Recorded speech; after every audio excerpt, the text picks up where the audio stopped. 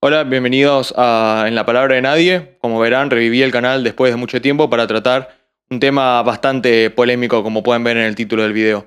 Por lo polémico que es este tema, que parece clickbait pero no lo es, lo que es fundamental es hacer una aclaración antes que nada. Y es que de ninguna forma esto es un video que promueve o es apología a ninguna forma de gobierno autoritario, ni dictadura, ni nada por el estilo. Eso es fundamental que quede claro. Por el contrario, se trata de pensar sistemas de gobierno que eviten justamente la creciente ola de autoritarismo populista que hay a nivel mundial, del que creo que la democracia es culpable. La idea de oponerse a la democracia puede sonar muy fuerte, sobre todo en un contexto como Argentina, ¿no? Que es un país que vivió buena parte de su historia bajo dictaduras militares que fueron tremendamente autoritarias y agresivas. Si bien hasta hace poco me consideraba a mí mismo como un creyente en la democracia, creencia que abandoné definitivamente luego de los triunfos de Javier Milei y Donald Trump, desde muy joven estuve familiarizado con los planteos críticos de la democracia dentro de las tradiciones de izquierda. Para la gente sin muchos conocimientos de política y de filosofía, la idea de oponerse a la democracia puede sonar inexorablemente como un apoyo a las dictaduras totalitarias, pero esto simplemente es ignorar buena parte de la tradición crítica de la democracia que hay dentro de las diversas tendencias de izquierda que se oponían claramente a los gobiernos autoritarios a pesar de ser críticos de lo que llamaban la democracia burguesa. Desde muy joven disfrutaba, por ejemplo, de la lectura de autores anarquistas como Emma Goldman o Bakunin, y mis lecturas sobre la tradición de pensamiento socialista me habían acostumbrado a la idea de criticar los sistemas democráticos de gobierno dentro del capitalismo. La democracia no solo era cuestionada por pensadores anarquistas, sino también se discutió entre pensadores socialistas tanto premarxistas como por el mismo Marx, y también marxistas y críticos de Marx. De toda la tradición de pensadores de izquierda que me interesaron, la que más me atraía era la del socialismo democrático o socialismo fabiano o socialdemocracia. Sin embargo, no llegué a ser un socialdemócrata convencido, consciente del peligro que presentaban las ideologías políticas para el pensamiento crítico. Recomiendo muchísimo sobre esto el trabajo de Gustavo Romero, Philosophy of Ideology, que pueden encontrar en la descripción, aunque lamentablemente no está traducido al español. Las ideologías limitan el pensamiento crítico, proponen paquetes de ideas prefabricadas que perjudican la reflexión pero favorecen la cohesión social, y justamente por eso son peligrosas, ya que nos tientan a ser irracionales y a comprar paquetes de respuestas predefinidas, muchas veces sobre temas de los más diversos que no tienen ningún tipo de relación, favoreciendo sesgos, limitando el pensamiento crítico y facilitando la polarización. Yo veía más claramente esta tendencia a la irracionalidad ideológica principalmente dentro de las corrientes dogmáticas o ortodoxas del marxismo, y rescataba cierta apertura de la socialdemocracia en el sentido de ser menos doctrinaria. La idea de democracia me simpatizaba, creía en ella, y propuestas como la de la democracia integral de Mario Bunge, con democracia política, ambiental, económica, social y cultural, hasta me parecían razonables y deseables. Bunge venía de una tradición socialista pero extremadamente crítico de los socialismos, siendo alguien que veía compatible el pensamiento crítico con ciertas ideologías, y en esto se diferenciaba muy claramente de su discípulo Gustavo Romero, que es más pesimista con respecto a esta compatibilidad. Hoy me encuentro también en una posición pesimista más cercana a Gustavo Romero. Cuando veía las críticas de Jorge Luis Borges a la democracia diciendo que era una forma de abuso de la estadística, no me indignaba. Me parecía simpático e intuía que algo de razón debía tener, pero que mayormente seguro estaba equivocado.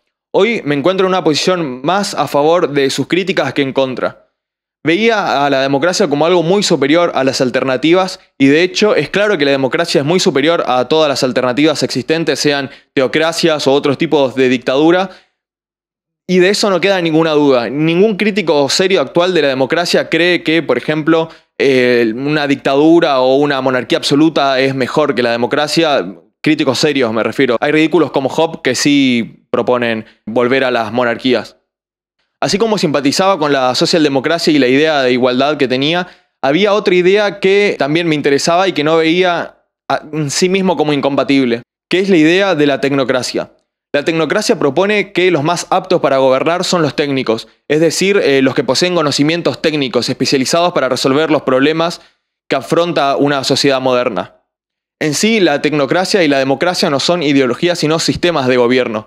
El término ideología designa más bien conjuntos de creencias y valores, métodos y objetivos, y pueden dividirse en macro, micro y superideologías.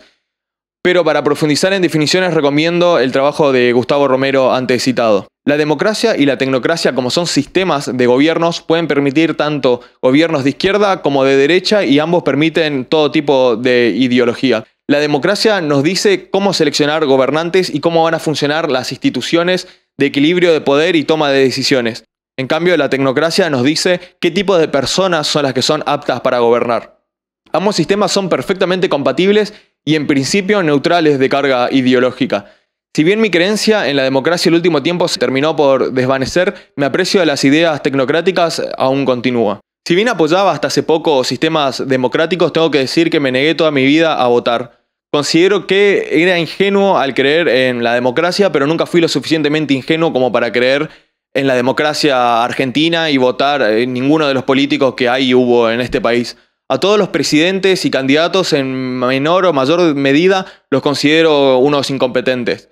La idea de votar al mal menor para mí solo empeora el mal funcionamiento de la democracia, que siempre funcionó mal. El funcionamiento del sistema político contiene filtros que hacen imposible que ningún candidato más o menos decente llegue a presentarse, por ejemplo, a la presidencia sin participar de algún partido político corrupto e ideológicamente estúpido, como el caso, del peronismo o de la Libertad Avanza, etc. El sistema está hecho para que ganen mayormente los poderosos, los corruptos, los mitómanos, los sociópatas, hipócritas y carentes de ideas originales y mínimos principios éticos, diría a nivel mundial. Del mismo modo, el sistema está hecho para facilitar la corrupción y lograr la inimputabilidad de los políticos. Como verán, vivimos en el último año escenas de corrupción absolutamente grotescas y ningún político que las protagonizó está preso ni lo va a estar, y olvídense de que grandes figuras políticas vayan a terminar en prisiones como delincuentes comunes. El politólogo Carlos Gervasoni, por medio de encuestas a dirigentes políticos argentinos, encontró que la mayoría de políticos encuentran la corrupción una de las principales causas de la ineficiencia del Estado, e incluso un problema mayor que la falta de presupuesto.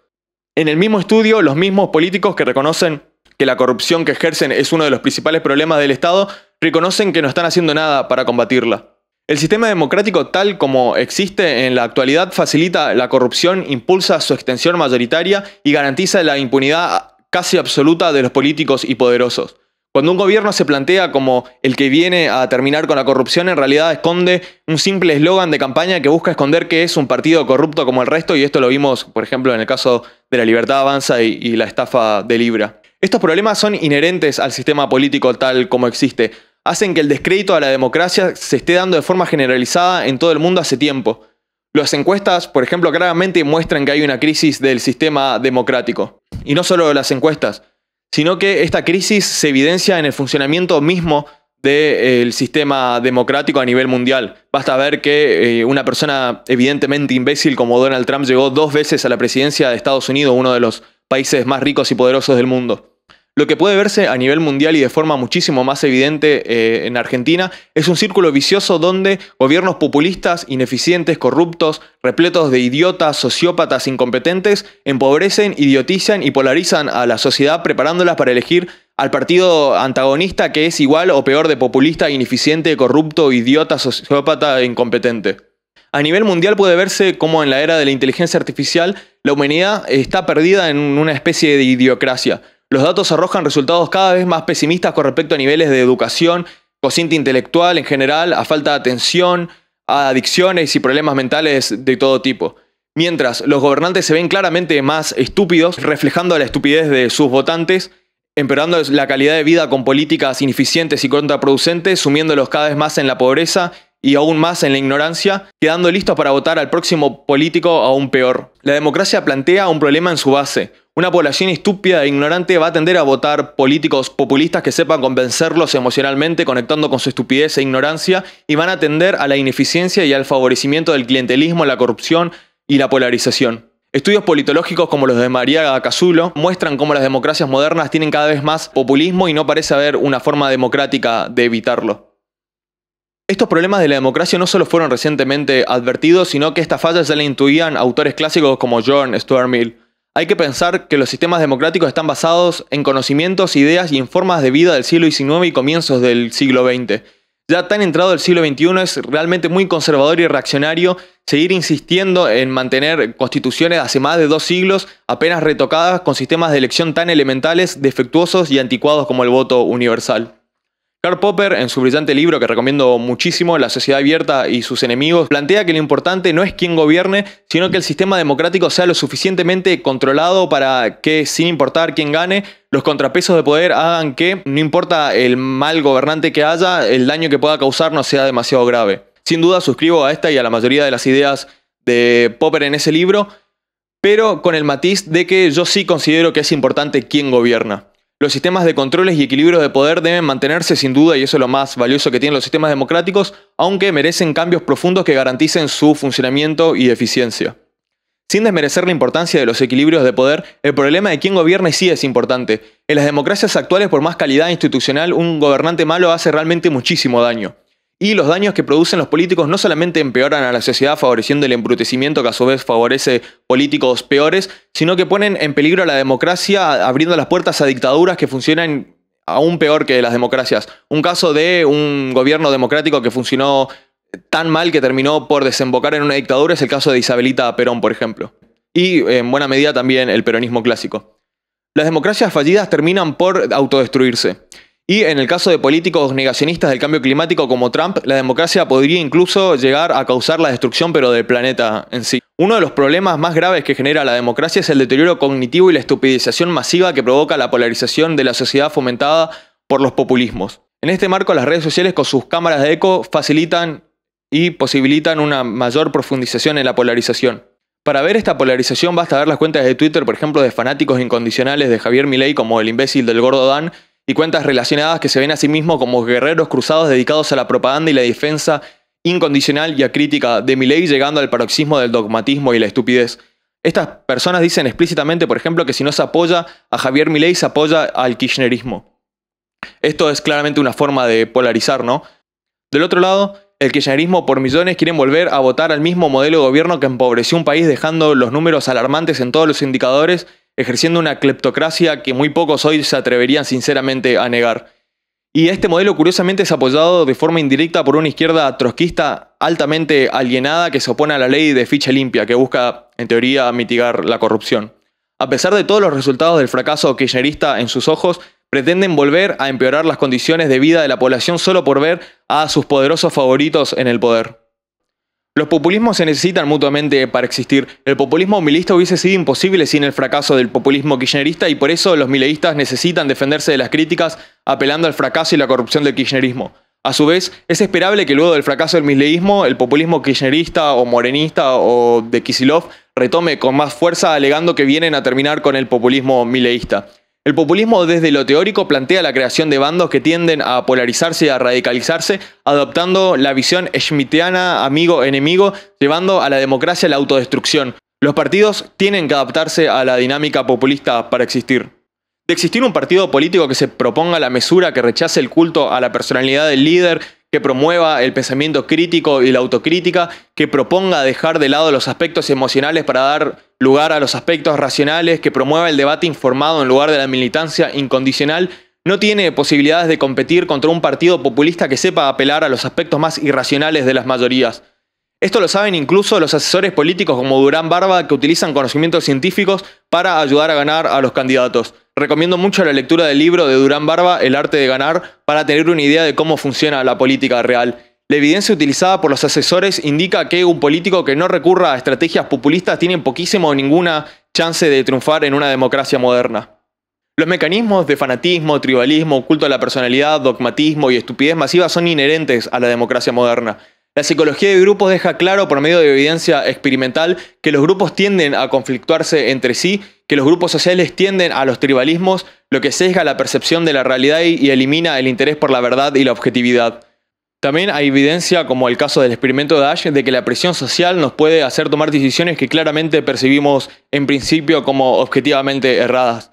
En buena medida, los grupos políticos ideologizados logran sistemáticamente esto. La política democrática necesita del tribalismo y la polarización, no puede sostenerse sin un ejército de idiotas útiles conocidos como militantes, entrenados para ser dóciles defensores de los poderosos con sus capacidades críticas anuladas por la presión social del grupo y el sentido de pertenencia, Estos dan sentido a sus miserables vidas creyendo que están luchando por el bien común o por una causa mayor. En realidad, simplemente los políticos los usan para saciar sus ambiciones personales de poder. Los partidos políticos terminan por volverse instituciones cada vez más sectarias, mientras la política convencional acelera su proceso de putrefacción por vicios que son inherentes al funcionamiento de la democracia actual. Como señala Jason Brennan en su libro En contra de la democracia, la participación política nos tiende a volver irracionales. Cito: muchos de mis colegas albergan una visión de la política algo romántica. La política nos une, nos educa y nos civiliza, y nos convierte en amigos cívicos. Yo entiendo que la política hace lo contrario, nos separa, nos embrutece y nos corrompe, y nos convierte en enemigos cívicos.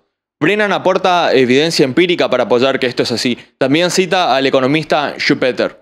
El ciudadano típico desciende un nivel inferior de rendimiento intelectual cuando entra en el ámbito político. Argumenta y analiza de una forma que él mismo reconocería de inmediato como infantil en la esfera de sus intereses reales. Se vuelve de nuevo primitivo. En el contexto de mi preocupación por la crisis democrática, por la crecida a nivel mundial del populismo y por la era de idiocracia en la que estamos, me encontré con un libro que terminó de convencerme de que la democracia es un mal sistema. Ese libro fue el mencionado Contra la democracia del filósofo político de la Universidad de Georgetown, Jason Brennan. Este libro, que recomiendo fervientemente e inspiró este video, tuvo para mí el efecto que para Kant tuvo la lectura de Hume. Me despertó del sueño dogmático. Si bien abandoné mi creencia en la democracia antes, después de la lectura mi visión se volvió muchísimo más clara. Bertrand Russell decía: el hombre que no tiene ningún barniz de filosofía va por la vida prisionero de los prejuicios que derivan del sentido común, de las creencias habituales de su tiempo y en su país, y de las que se han desarrollado en su espíritu sin la cooperación y el consentimiento deliberado de su razón. Yo creo que el apoyo a la democracia tal como existe es un prejuicio derivado del sentido común. La idea de voto universal, como demuestra Brennan, no tolera un análisis filosófico serio. La democracia va a tender a funcionar mal porque depende de la elección de mayorías que en todos los países son mayormente incompetentes e ignorantes como para elegir correctamente. Dejo unas citas del libro de Brennan. Mis críticas a la democracia se basan en tendencias empíricas sostenidas y sistemáticas. Hace unos 65 años empezamos a medir cuánto saben los votantes. Los resultados fueron deprimentes entonces y son deprimentes ahora. Desde lo que hemos estado midiendo, el votante medio, modelo y mediano han estado mal informados o han ignorado la información política básica. Su comprensión de los conocimientos más avanzados de las ciencias sociales es aún menor. Su ignorancia y desinformación hace que apoyen medidas políticas y candidatos que no apoyarían si estuvieran mejor informados. En consecuencia, obtenemos resultados políticos subóptimos y a veces bastante malos. Otra cita. La mayoría de mis conciudadanos es incompetente, ignorante, irracional y moralmente irrazonable en lo que respecta a la política. A pesar de ello, ostentan poder político sobre mí. Estas personas pueden trabajar para instituciones que tienen un gran poder y ejercen la autoridad coercitiva del Estado contra mí. Pueden obligarme a hacer cosas que no quiero hacer o que tengo buenas razones para no hacer. Ejercen su poder de maneras que no pueden justificar y me imponen políticas que no apoyarían si estuvieran bien informados o procesaran la información política de una manera racional. Al menos a primera vista parecería que, como persona inocente que soy, no debería tolerar eso.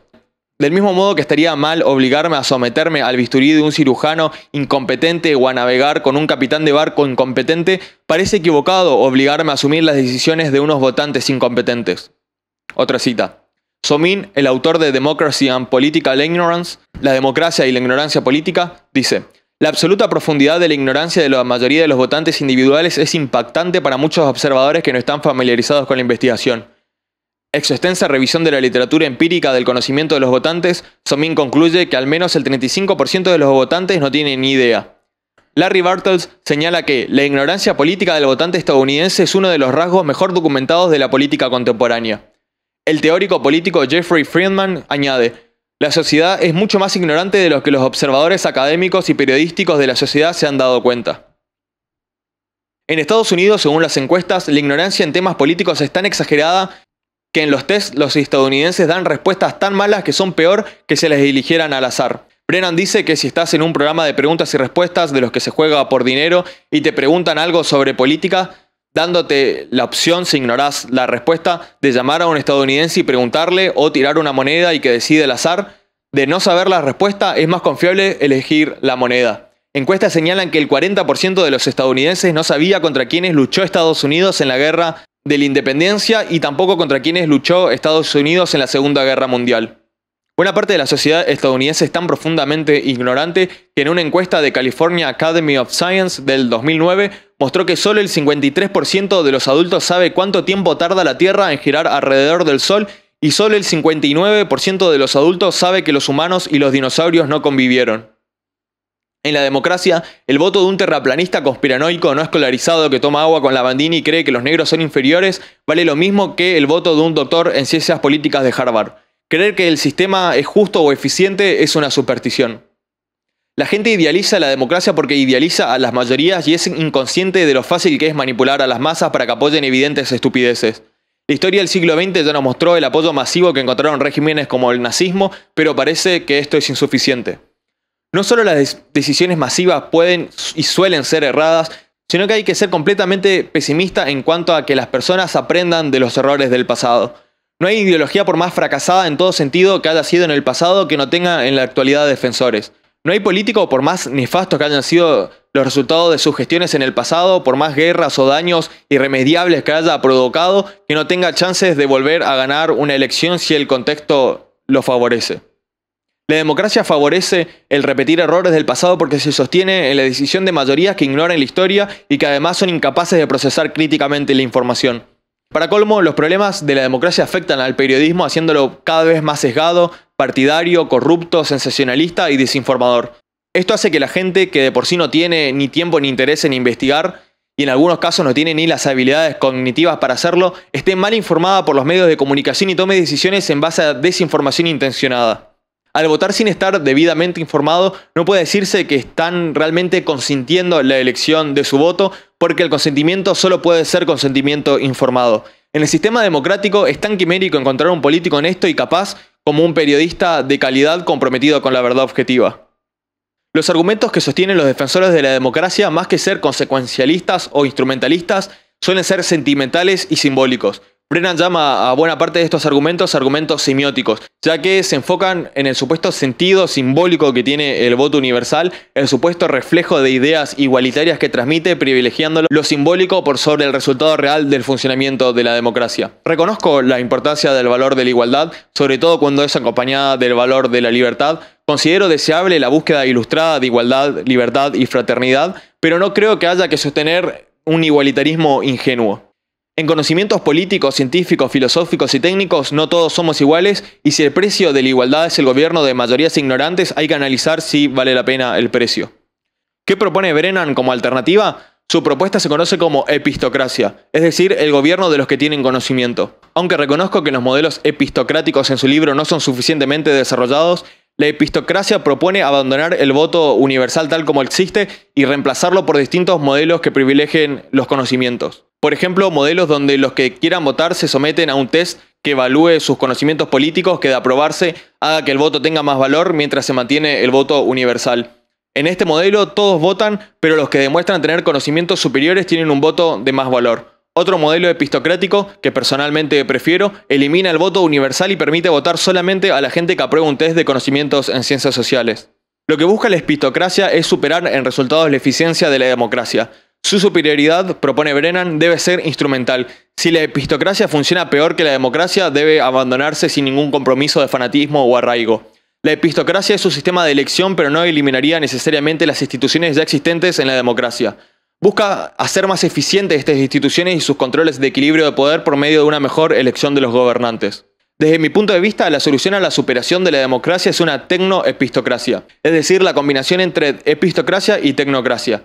El modelo que veo más atractivo es uno en donde los que aspiren a ser gobernantes tengan que pasar un test altamente riguroso científicamente que los evalúe psicológicamente descartando trastornos como la sociopatía, psicopatía, la mitomanía y el narcisismo y cualquier tipo de psicopatologías que afecten su desempeño. Esto es mucho pedir en Argentina donde domina la pseudociencia psicoanalítica hasta dentro del poder judicial. El sistema actual favorece en el escalar de la política a individuos sociópatas, psicópatas y narcisistas y deja a la población a merced de ser gobernada por los peores. A las personas que crean que no vale la pena evaluar psicológicamente a los políticos, recomiendo ver los videos de la cuenta de Instagram del concejal argentino de Santa Fe, Saúl Perman. Fui limpiando la pensadera, abrazando la meditación y me liberé del miedo. Vamos todo a quinta dimensión, quinta dimensión, quinta dimensión. Somos luz, somos amor, yo soy, yo soy, yo soy, yo soy. Somos luz, somos amor, yo soy, yo soy, yo soy, yo soy. Somos luz, somos amor, yo soy, yo soy. Llámeme capacitista, pero opino que una persona demente no debería poder ejercer ningún cargo político. De igual modo, ninguna persona con antecedentes de corrupción debería poder aspirar a un cargo. La democracia es tan mal sistema que termina por darle poder a brutos, delincuentes y alienados. ¿Cómo no esperar que mucha gente descrea en la democracia? Además de competencia psicológica y ausencia de antecedentes de corrupción, los aspirantes a cargos políticos deberían demostrar conocimientos muy superiores a los que deben demostrar los votantes. Solamente personas con una educación y unos conocimientos técnicos de excelencia deberían poder aspirar a un cargo.